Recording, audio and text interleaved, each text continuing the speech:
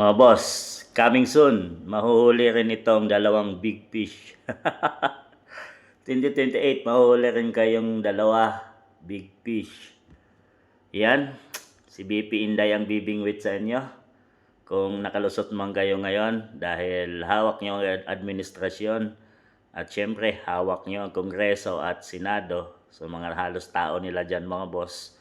So nililihis nila ang issue ng corruption sa flood control projects at lalo na dito sa mga budget insertion na billions ang halaga mga boss na talagang di natin alam kung saan na napunta yung pera at mali-maleta yung inilabas ni Saldico doon sa kanyang video statement. Ganun karami ang pera ng ating bansang Pilipinas na hindi nagamit sa tama at iilang mga tao lang ang nakinabang mga boss.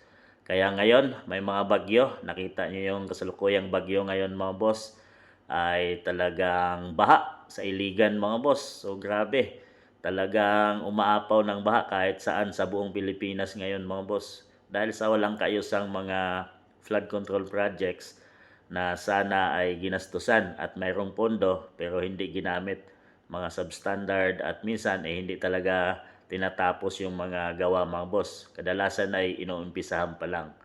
So mga boss, asahan natin na walang mahuling big fish ngayon sa under PBBM administration hanggang 2028 mga boss. At syempre, lahat yan ay protected at nakita naman natin sa mga Senate hearing ni Ping Lacson ay halatang walang big fish na tatamaan at puro bubuet or butete. Kung sa mga isda ka, mga butete lang yung tinatamaan mga boss, yung mga maliliit na isda.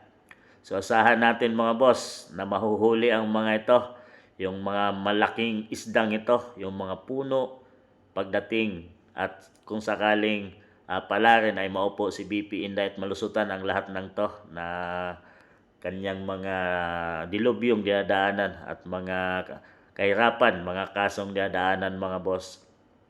At makalusot siya sa 2028 ay sigurado ay mahuhuli at magbabayad ang mga taong walang puso na sinamantala ang pera ng taong bayan na para sana sa ikaunlad ng ating bansang Pilipinas ginastos ng tama, wala na sanang binabaha, nagugutom at may mga trabaho sana ang mga mamamayang Pilipino at hindi ka kusang aalis ng bansa natin mga boss dahil mayroong mga trabaho sa ating bansang Pilipinas. Pero ngayon, talagang grabe na, lantaran na yung corruption at walang nahuhuling mga big fish mga boss. Subalit ang mga big fish ay patuloy na malaya at nakikinabang, busog ngayon sa perang hindi nila at ninakaw sa mamamayang Pilipino. Sa tingin nyo mga boss, si BP Inday Sara na kaya